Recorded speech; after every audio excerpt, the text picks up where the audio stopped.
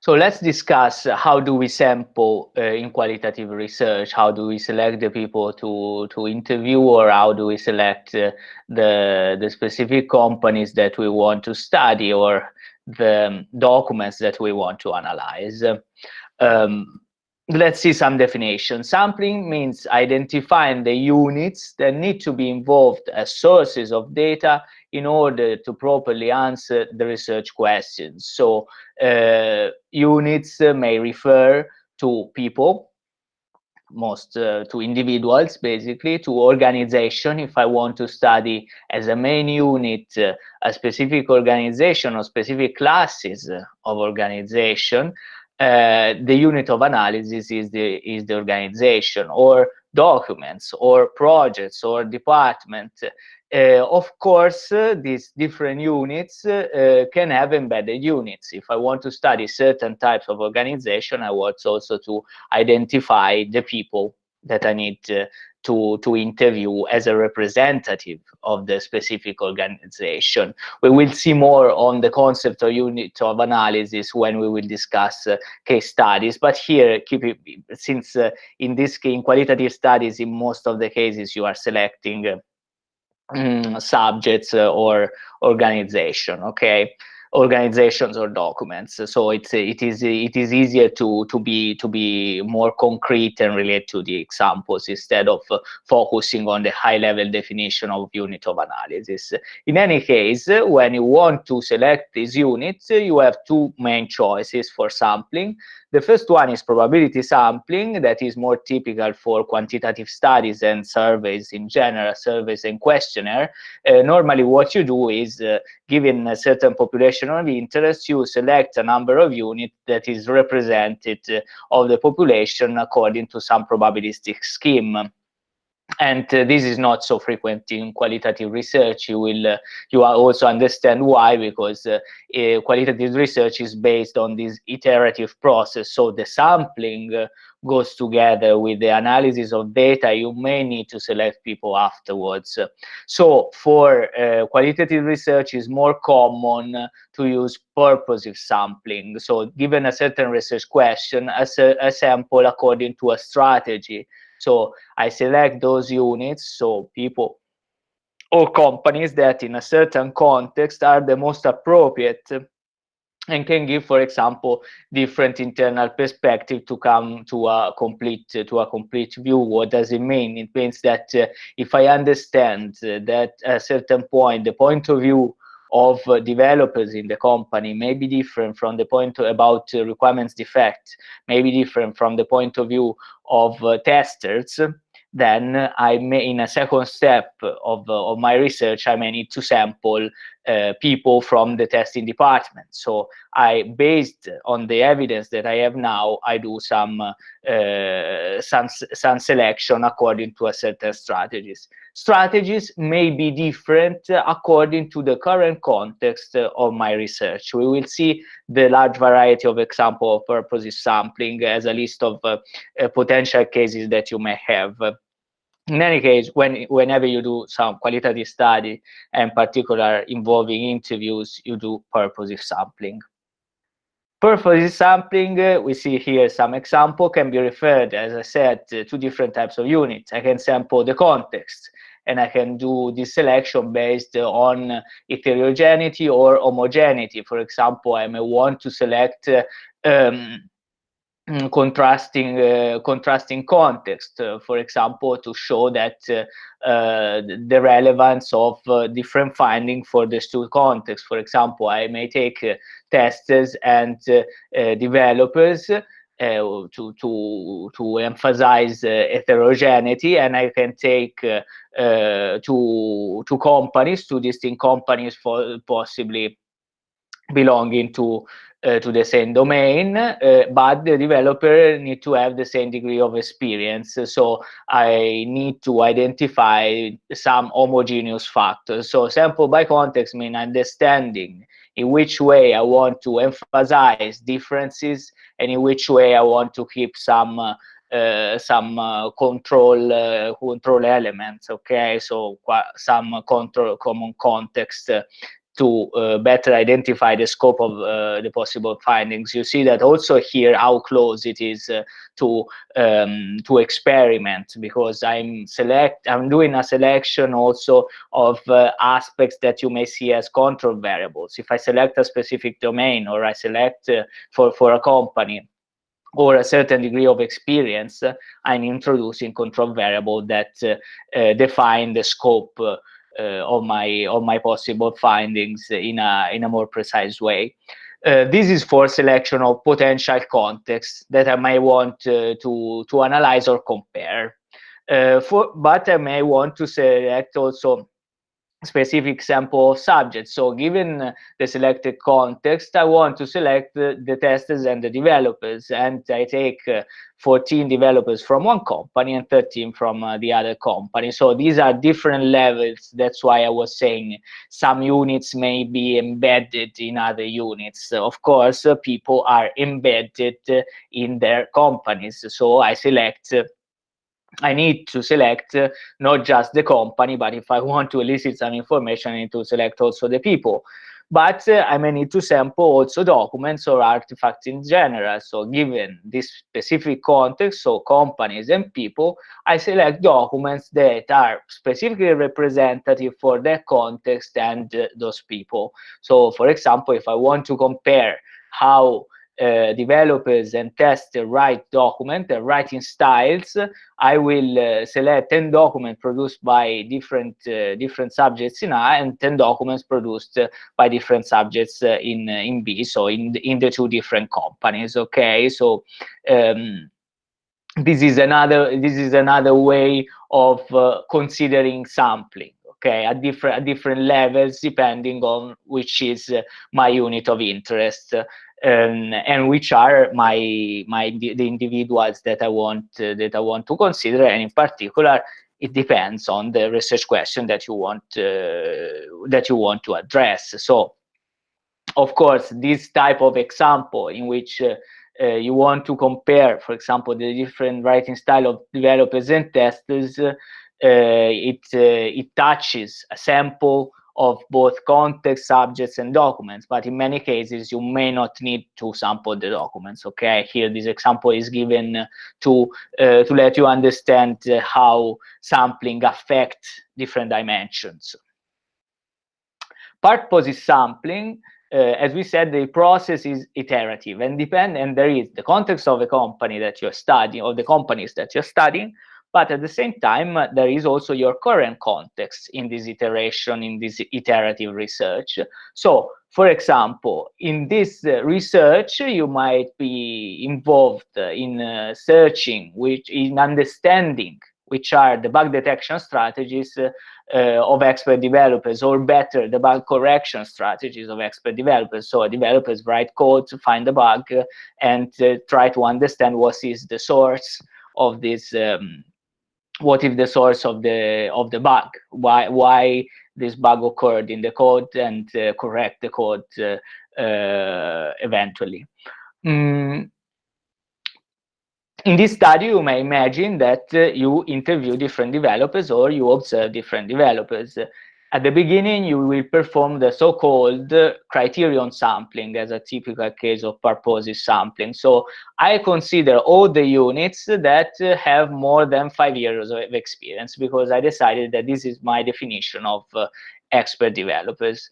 Or I may perform also a typical case sampling. For example, typical case sampling is referred to sampling a case because it exemplifies a certain dimension of interest. For example, if I have different teams, I may select a representative expert, so a representative subject with more than 5 years of experience in each team, because my main unit of analysis is the team, and I need to identify the embedded units that are the people, and I select one representative of each team. So my conclusion in my study, we speak about the team, but I have selected a person, of course, because to know about the team or to represent the team, I've sampled a single person. Other cases are extreme of deviant case sampling. These are normally performed to check your theory. For example, you select people with 5 years experience, but you also take into account that in this group there may be also some deviant cases. For example, people that are close to retirement, but they are still developer and they learn to develop, for example, in a different language, and they may have radically different strategies from the younger experienced developer. So you want to understand whether your theory, to which extent your theory is applicable to a wide range of experience, okay?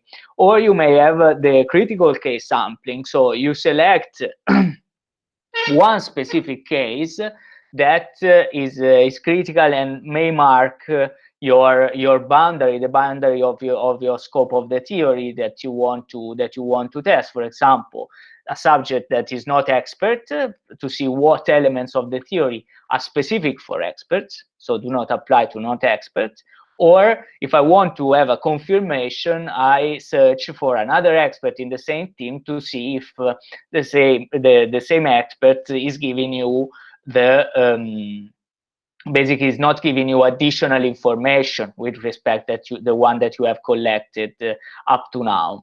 Maximum variation sampling you consider as wide variation as possible. So, for example, in this case, different degrees of experience, if this is your strategies. And theoretical sampling. Theoretical sampling is a quite fancy word to express the fact that you select based on your current status. Is a typical current status of analysis and research and evidence from your data. So it's typical of grounded theory as a terminology.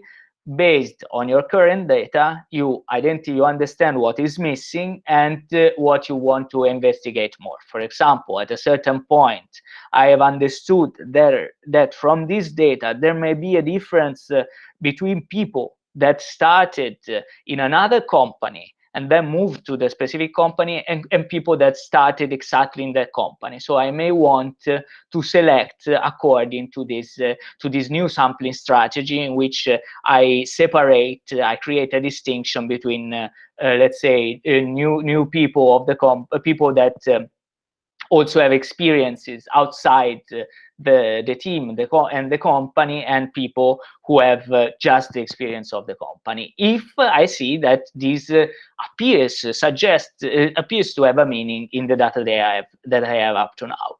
Or the most typical thing in interviewing is snowball sampling. So ask participants for additional contacts to be interviewed. This is the simplest and the simplest thing, but is the most common thing that you will do in interviews, because when speaking to people, these people understand better what you want to know, and you will understand that they cannot tell you everything that you want to know, otherwise you would interview just one subject, but can point you to the best sources of information. So always make profit of the interaction during the interviews, because and ask for additional contacts, ask explicitly.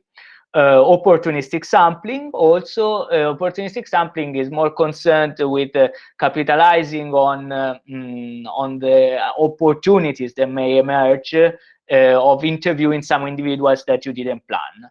For example, in this case, I want to see the bug detection strategies of expert developers, but if I hear the opinion just of expert developers, this may be limited.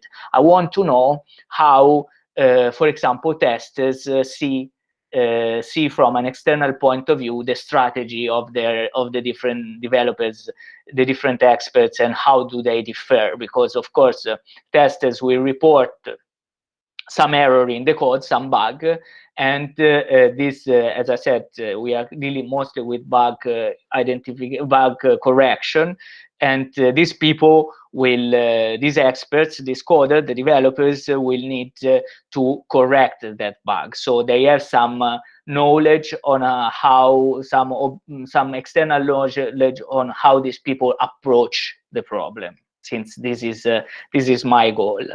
And finally, stratified purposive sampling. So typical cases within subgroups. So I select, for example, a group of novices and experts, or small projects and large projects. So stratified means that you have different representative groups in which you do your sampling. So, but the issue is always how many people should I interview in a software engineering study? Whether I do a series of interview, usually there is no strict guidelines, but between 20 and 30 subjects is normally enough. Why? Because if you interview more, your study risk to be too rich of data, and it may take too long. It may have a scope that is too large, and it will be hard to make sense of all the data. So these are normally like rules of thumb, let's say, that are accepted in the community. So if you do a study with 30 subjects, you may be able to publish. Of course, if you have more subjects, is better, but better to have information with a high degree of quality than more information from subjects that are not informed.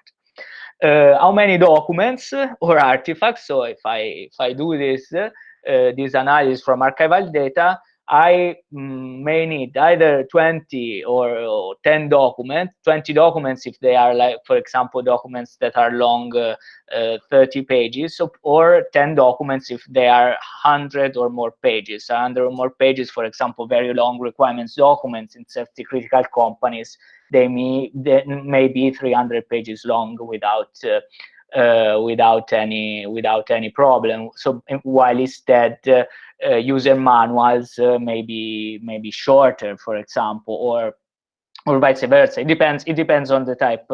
It depends, of course, on the type of software. But in general, these are the numbers that you may encounter in the literature, and they may be accepted. Of course, if the documents are shorter, you need more documents because they are less informative. So if you have 2 to 5 pages documents that are small reports, you need more than 40 or even more if they are short ones. These are just rule of thumb. There is no strict rule, but normally if you use these numbers, if you refer to the numbers and your analysis is sound, of course, these numbers are considered enough. Why? As I said, is magic. It is important also to consider that many studies, as the one that I was exemplifying on app reviews or analysis of code comments, focus on data that is qualitative, because the reviews of an app, so the feedback that the user give about the app that they downloaded in their smartphone, this analysis is focused on qualitative data, but often the analysis that is performed is quantitative. Therefore, and the items are very small, so the content is very limited. So in these cases, you normally focus on quantitative analysis, and these numbers are not enough. You need more samples. But this will be, again, a topic of mine in software repository. So in this case, we consider, and normally also they are used this for classification. We will somehow consider this aspect later. So let's see interviews. Let's see, how do you perform your interview. This is a guideline, a series of guidelines on how to perform the interviews. There are three main types of interviews. There are structured interviews, semi-structured interviews, and unstructured interviews. In structured interviews, you have basically a questionnaire, but is delivered by a person instead of having the questionnaire in in a sheet of paper or in a web form. So, like for example, the questions that are sometimes are asked to you at the railway stations or at the airports, questions that I actually asked by specific subjects. Semi-structured interviews, you have a set of open-ended questions to ask and a series of concepts to cover, but you can add new questions. So while in structured interviews you're focusing on like collecting as more people as possible in a certain area, and it's basically a way to force people to answer to a certain question that they wouldn't answer otherwise. Semi-structured interviews that are the most common in software engineering, in software engineering research, you have open-ended questions, so questions that to which the person can answer in a more in depth, let's say, articulating an opinion in depth, or articulating an opinion in depth, and you can follow on with additional questions that pops up during the conversation. And structured interviews. So you have no predefined question, just a conversational approach.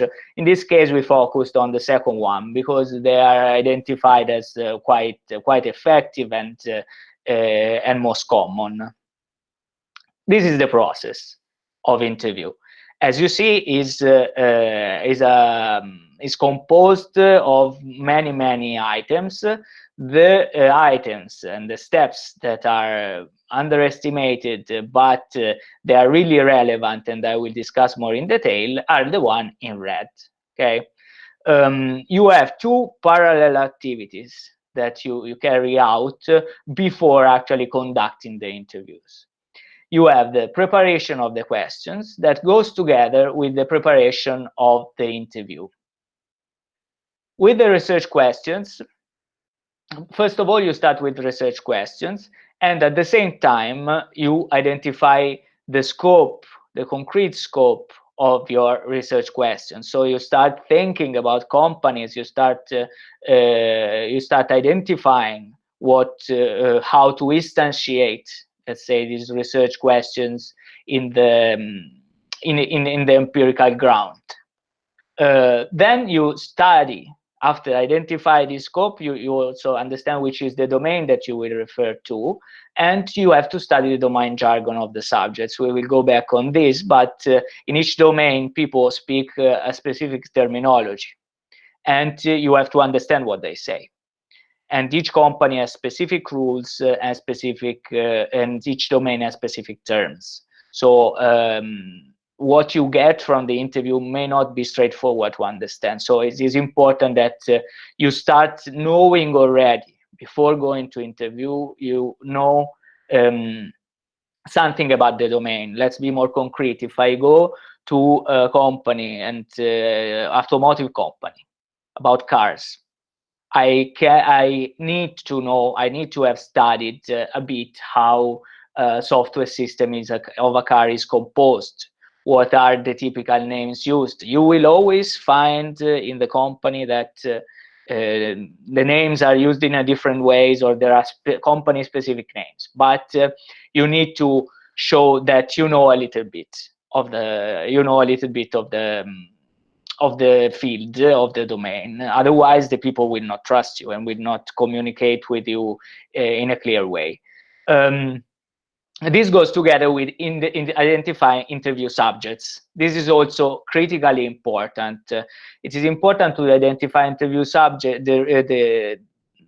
the subjects because some people may be more responsive to you, while some people will, although they know, they will not tell you the right information, or some people may not be appropriate for your inquiry.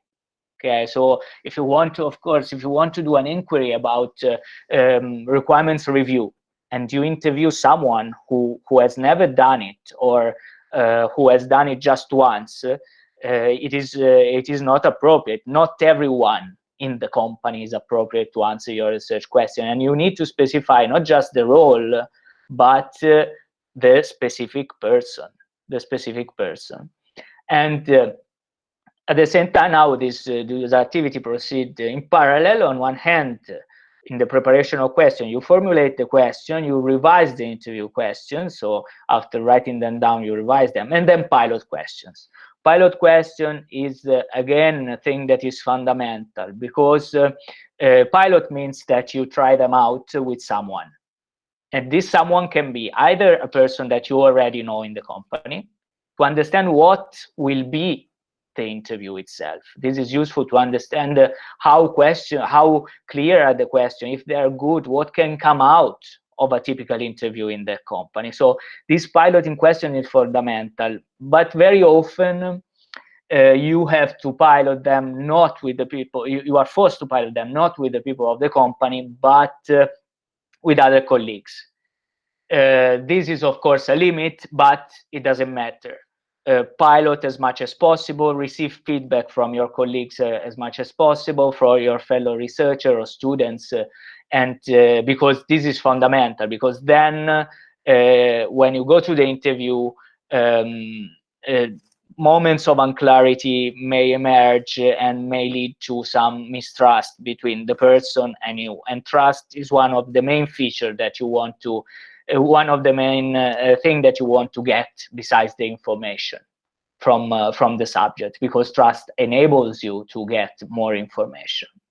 After piloting, you may identify novel issues, and you finalize the question. On the other hand, for the interview preparation, you have to recruit the subjects. After you have identified, you have to convince them to participate to the interview, prepare the disclosure agreement and data management policy. We will not see in detail this. If there is, sometimes I will show you some example of this disclosure agreement, because what they tell you, you need to be sure that that you can publish afterwards, and there may be already, it must be clear for them how will you store the information. And then set up and try recorded storage equipment. In some cases, you may not be allowed to record, so that's why you need to prepare disclosure agreement and data management policy, because they may not allow you to record the interviews. Although this is fundamental, because everything you hear will need to be transcribed at a certain point to be analyzed, because the analysis is normally based on the transcription of the interview. It is important it is important to push for recording. Sometimes it's not possible, so you have to take extensive notes, and of course your data are unavoidably less reliable. So we will, in this case, we will just refer to interviews that can be recorded. But it is important you set up and try recording a storage equipment, because the risk is that you stay there interviewing people and you cannot hear your voice, you cannot hear your questions, so you cannot hear the answers. The person is too far away. This is useful, together with piloting question, is useful for understanding how things will go later on, and that's why it's at the same level of piloting questions. You can do this by piloting somehow the interview itself. And finally, agree on a quiet place and suitable time for interview. This is another thing. Of course, it's obvious, but scheduling interviews with people is not always easy, because they are busy and they may not be available in that week or in the specific period. The right people very often are not available when you really need them in your study. When you conduct, after preparing all this stuff, you conduct the interview. The first thing that was mentioned in different forms during this discussion is to create a rapport.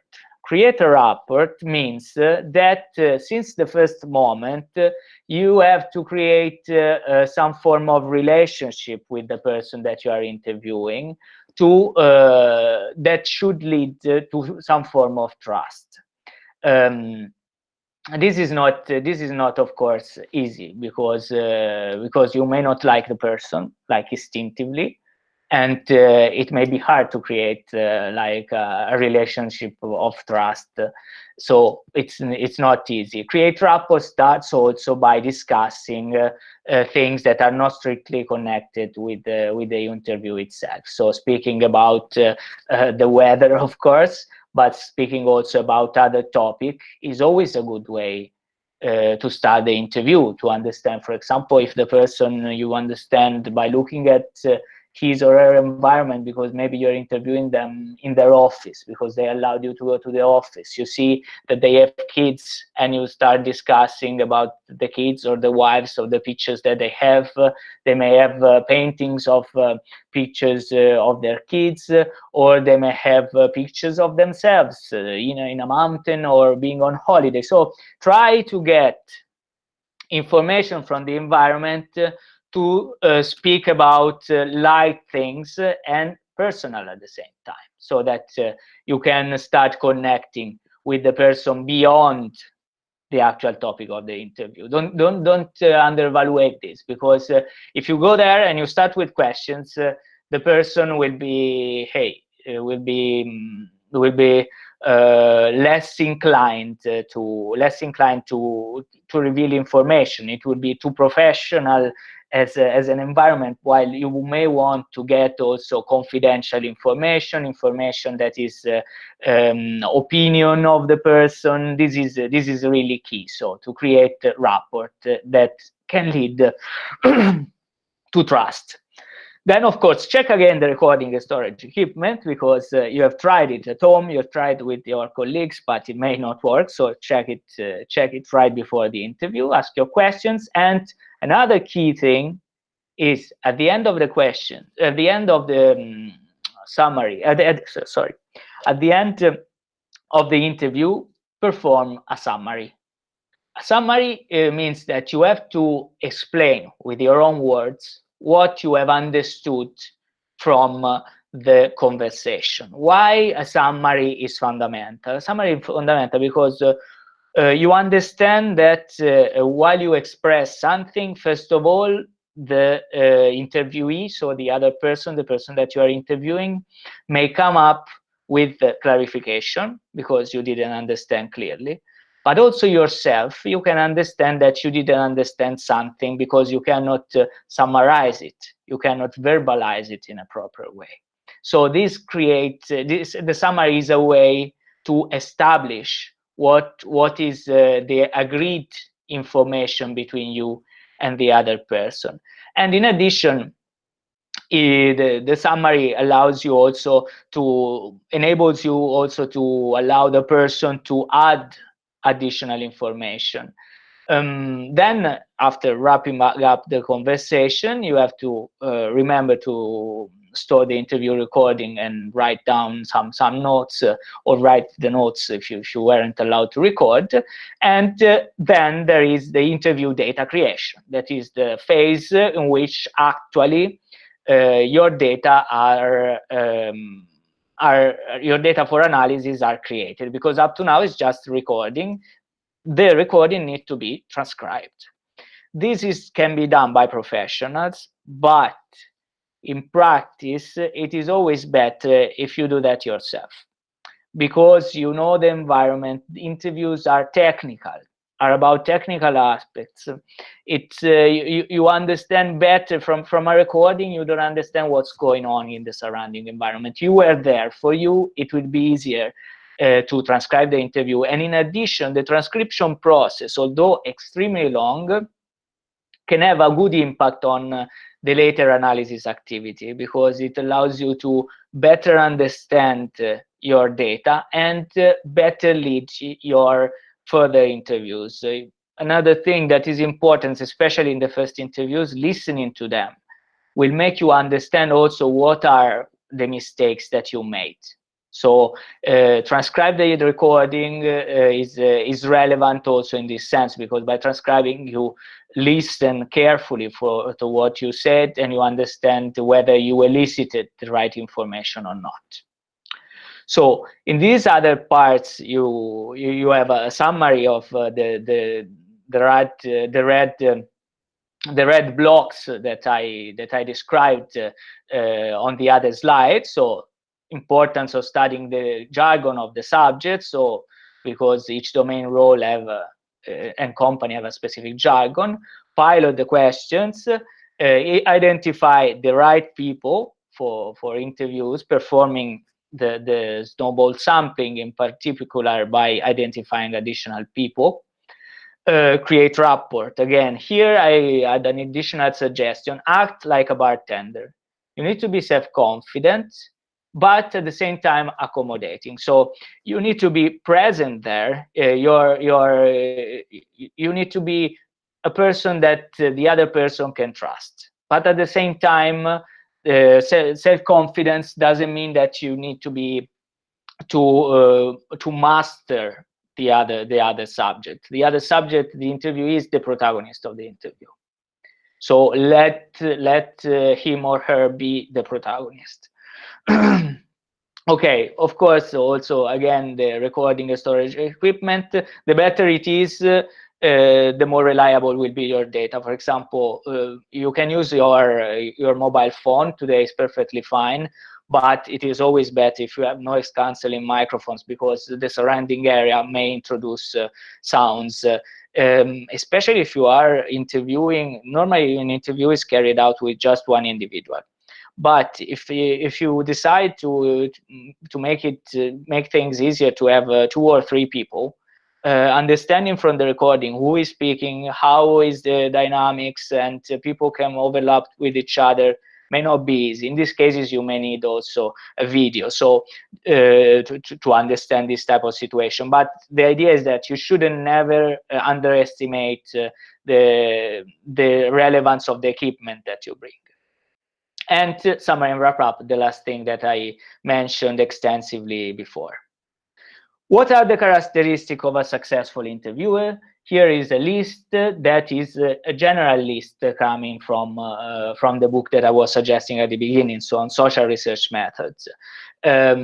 Is knowledgeable, so as I said, you are familiar with the focus of the interviews, and you are familiar with the domain that you are investigating. So pilot interviews and study the domain.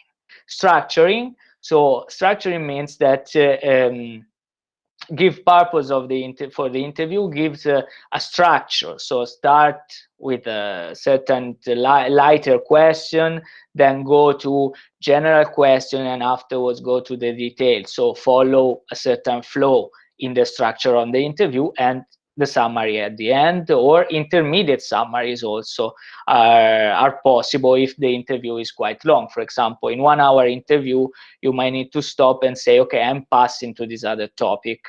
And when you pass to the other topic, you summarize what you've heard up to that moment. Clear, of course, always easy short question. So not 2 questions altogether, just 1 question at a time. No jargon again, because the other person can use the jargon, can use the like domain-specific words or company-specific words.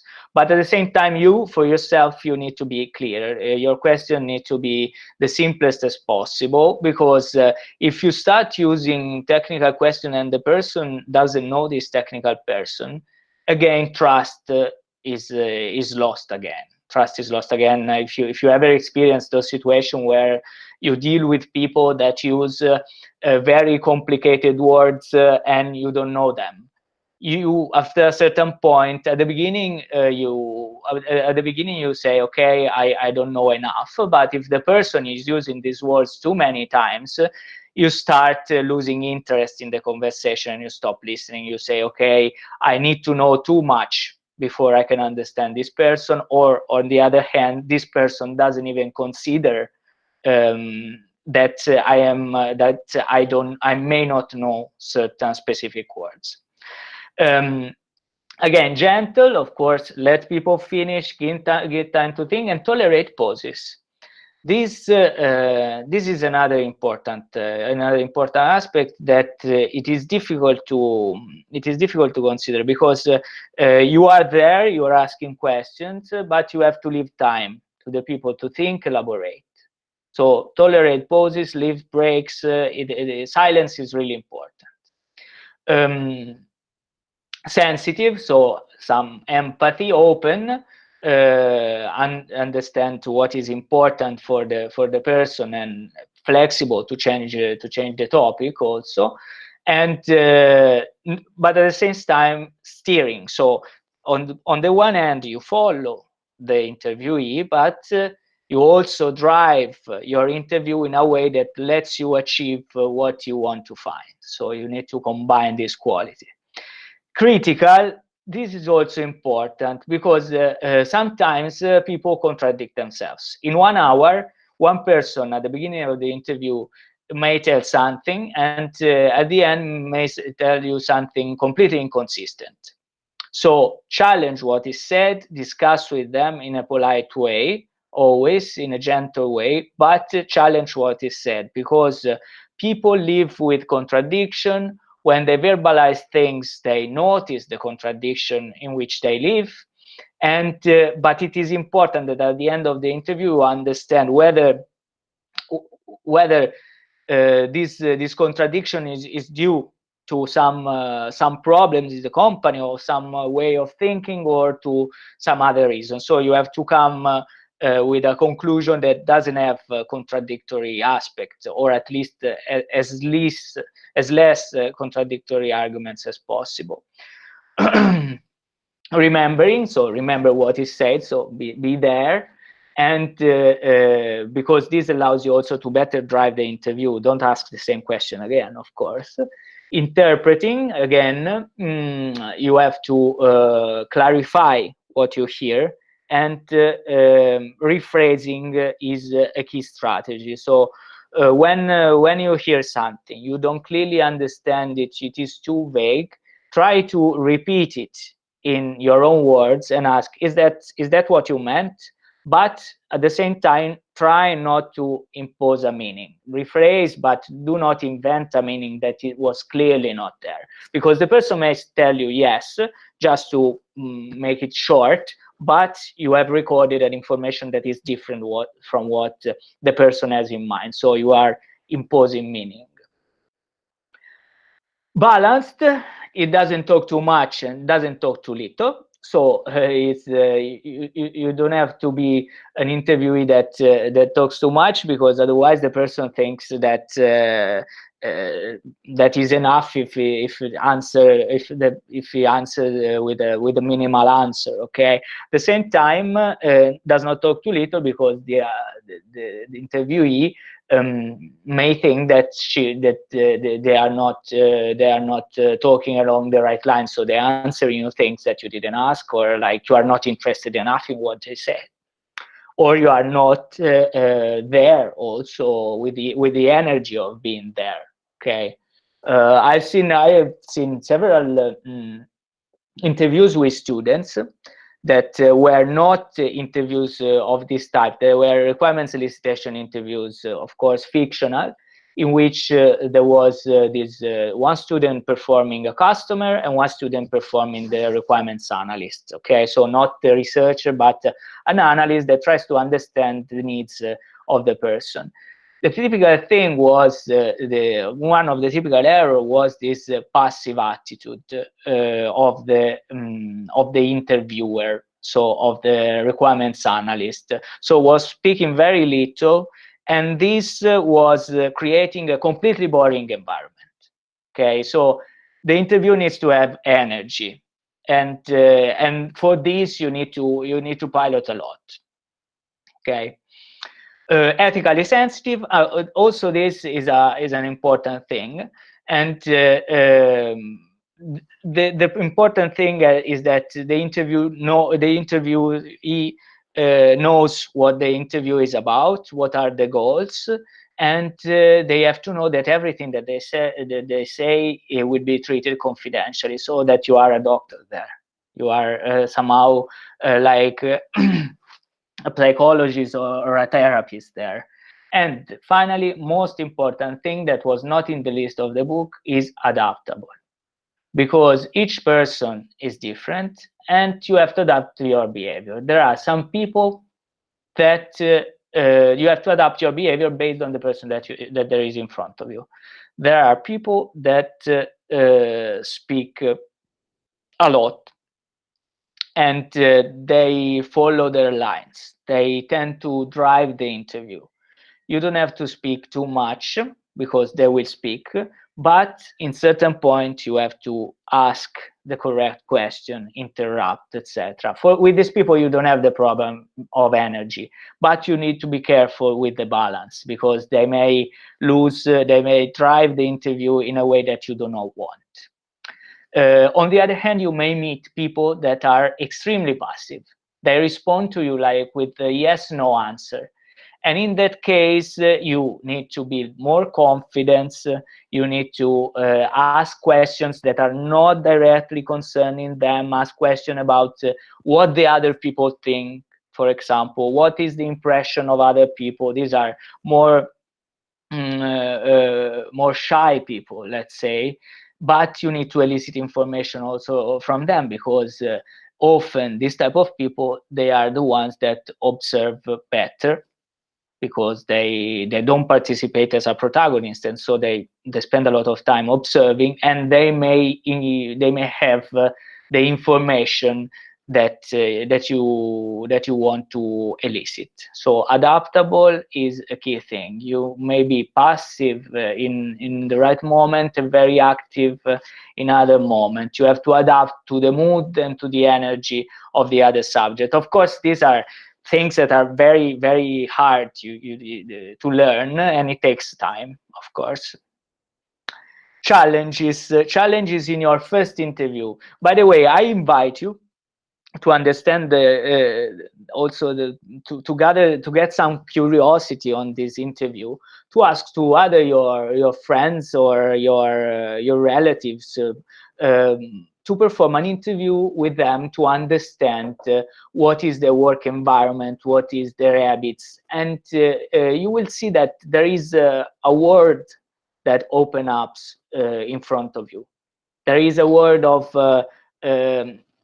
of terms, a world of practices, a world of habits that you didn't know, and they are the daily life of that person. So there is so much knowledge in the people, and that is just there, and you just need to interview them to get it. So try it out, and it's quite surprising what you get by means of an interview, also with the people that you know. What can be the problem? Unexpected interview behavior and environmental problems. So expect the unexpected in terms of what you hear, you hear, because people can become too honest and may tell you things about people you know in the company, for example. So be careful. And also, the environment can be inappropriate, because the people don't know about the interview, and they say, okay, let's meet in a bar. Let's meet in a place that can be loud.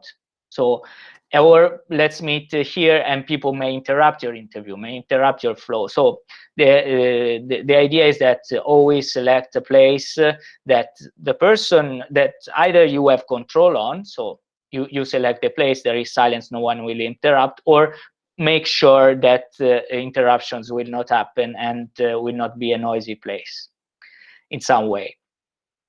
Intrusion of own biases and expectations. As we said, you are always starting with some background and a theory somewhat in mind. The issue is you shouldn't ask leading questions. You shouldn't ask questions that let you just confirm your theory. So do not influence the interviewee. Maintain focus. So pass to the next question only when the answer to the current question is sufficiently, you are sufficiently satisfied with the answer of the current question. So do not hurry. It's better to have a clear answer to less questions than covering everything, because of course time is an issue. After 1 hour, you cannot stay there most of the time to talk with the person. And do not hurry, because this, in most cases, will be your only chance to get information. You are blocking a person for 1 hour, maybe a manager or a developer. They have to do their work. And it is very unlikely that you will have another chance to speak with them. So it's really important. Dealing with sensitive issues, you may see that interviewee may get uncomfortable with certain type of questions, especially if you are asking questions about relationship with the other subject. So may look uncomfortable. So in this case, you have to be receptive and be able to change topic and do not touch the topic again, because your goal again is create trust. You may ask again a sensitive question when some trust was developed. And another tip, another suggestion is leave the recording open also when the interview is finished, because maybe some sensitive issues are touched in the closing of the interview. When you thank the interviewer, etc., this person have acquired some confidence with you and may answer your question and give you relevant information. So keep the recording on also when you wrap up. This is a suggestion that is important to consider. And transcription. The main challenge actually is afterwards. One of the main challenges afterwards. Prepare to spend a lot of time in transcribing interviews. It has been estimated that it's 5 to 6 hours every hour of interview. So a lot of time is normally spent in transcription, but it is needed if you want to do a thorough analysis. How to formulate questions in interviews?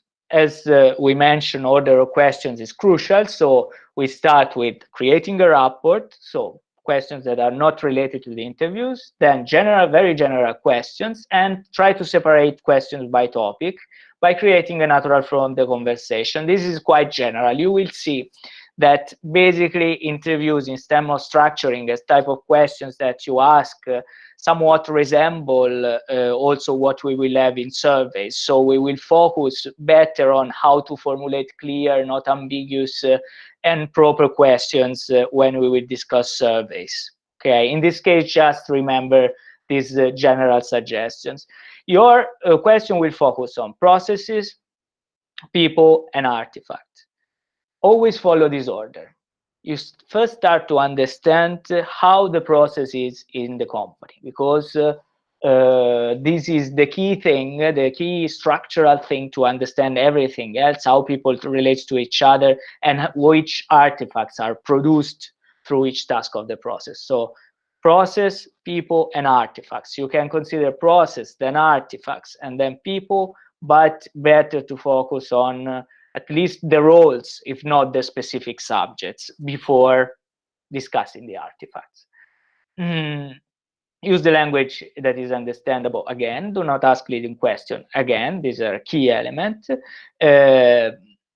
Also, do not forget to ask and record information of general kind. So demographic information like name, age, gender, and the specific information about the subject. So their position, their role in the company, how many years they've been there, number of years in the specific team. So we will see more of this when we will discuss questionnaires, but always remember that besides the information, the qualitative information that you elicit through the interview, you also need to acquire record information that is more demographic, let's say. Type of questions. In here you see different examples. You may have introducing questions, so questions that can be used at the beginning. For example, can you tell me how you started working for the company? Can you explain me which are your duties in the company? Can you tell me how do you typically use a certain tool, if you are a user of a debugging tool, or if you are a user, if you are interviewing actual users of the tool developed by the company. Follow-up questions. So you are capitalizing on what you heard to answer additional questions. So you mentioned this project. Can you give me more details about your project, about this project that you mentioned? This person may have said, yeah, in that episode of this of project Y, we had this problem. So you ask about more details of the project. Problem interpreting questions. So you repeat what you have understood, and you try confirmation. I have understood that you don't like documenting your code. Am I right? Specifying question: what did you do at that point? So you ask to follow a certain series of to explain the series of events. Or direct question, like this is a distinction between direct and indirect question. For example, direct question can be, are you happy with the current process? So very straightforward way. And but depending on the person, as we have seen, we may adapt with better with indirect questions. So what do most people around here think of the ways of the management treats the developer, for example? What do other people think about the relationship with the management? And then it's the way that you feel too. It's the same way that you feel about the management. And structuring questions. So the question I was saying, you have to be structured in your interview. So you have to also use some sentences to allow the person in front of you to understand that now we are changing topic. Now, up to now, we have discussed about the process, and now we will speak about the roles in the process. And now finally, we will speak about the problem with the roles, for example. So let them be open in sharing the structure of the interview. And finally, silence is not a question, but do not feel the silence, as we already mentioned. Which are the topics in software engineering? Can be process and associated tasks, people and roles, products and artifacts. You can ask questions about facts or about opinions. About fact, and you can have two general type of topic of the question that are structural or recurring aspects, so that are related to our things normally, and episodic, so they refer to specific experience. Structural and recurring for process and task related to fact are exemplified in the first cell. For example, what are your main duties? How much time does it normally take to finalize the testing? And episodic, could you tell me about the experience with project X? So you are dealing with a process, with a certain process in a specific experience, not in a general context. Or you can ask opinion. What do you like of a certain task? Or, for example, requirements elicitation. How do you like it? And what did you learn during the certain project experience? In this case, you are not referring to an opinion, to a general opinion about the normality, but you are referring to a specific case. Similarly, for the other type of cases, I don't go through all the examples since you will have the slide, but of course you can relate facts or opinion to people and roles, product and artifacts, and you can refer to how are things normally and specific episodes. Okay, you can look at these examples. I've tried to give you as more example as possible to let you understand somewhat what is concerned a software engineering interview with. So what are the typical questions that may be asked? The issues with interviews. First of all, you must be naturally a good interview. You must be a curious person, and you must be likable. You do not learn that. There are people that simply cannot perform this activity because they are not curious enough. They don't have enough energy. They are not sufficiently likable at first sight. Doesn't mean that they are not likable in general, but the first impression is not is normally not good. This is not, it cannot really be learned. Okay, and if someone has learned to be likable, you normally see that. Okay, because they're fake. Identifying the right people is hard, and confidentiality may prevent them from disclosing useful information. This is very important in software companies because they may not tell you information about the company. People do not have time, but if they find time, they like to talk with someone else and be understood. So that's why I was insisting on the rapport and creating a relationship, a bond with the interviewee, because also they don't have time. So this boundary allows you to give something to them besides taking something from them.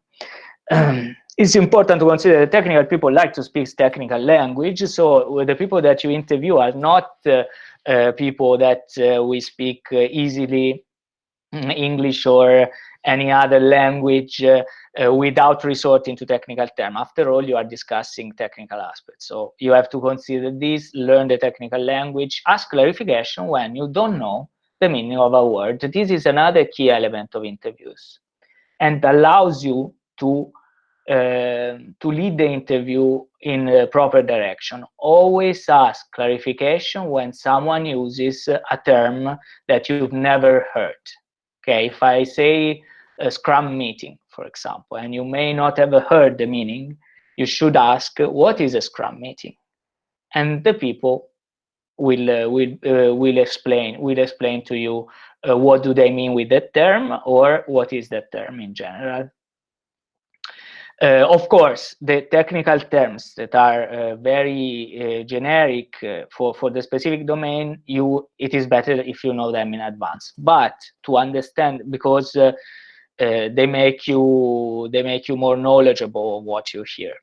But at the same time, if you hear something that you don't know, ask. It seems obvious, but it's not obvious. Very often we hear things and we say, okay, this is acceptable that I didn't understand. This is not acceptable in interviews. Okay, you need to understand most of the things that you hear. Consider a lot of data is produced. It takes a lot of time to transcribe and analyze. Yeah, this is another thing to remark.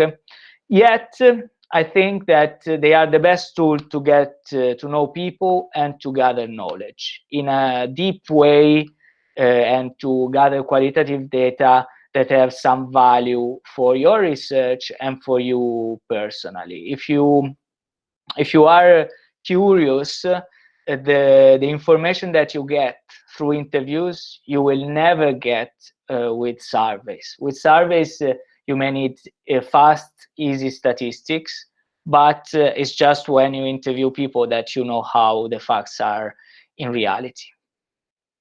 So let's make a break.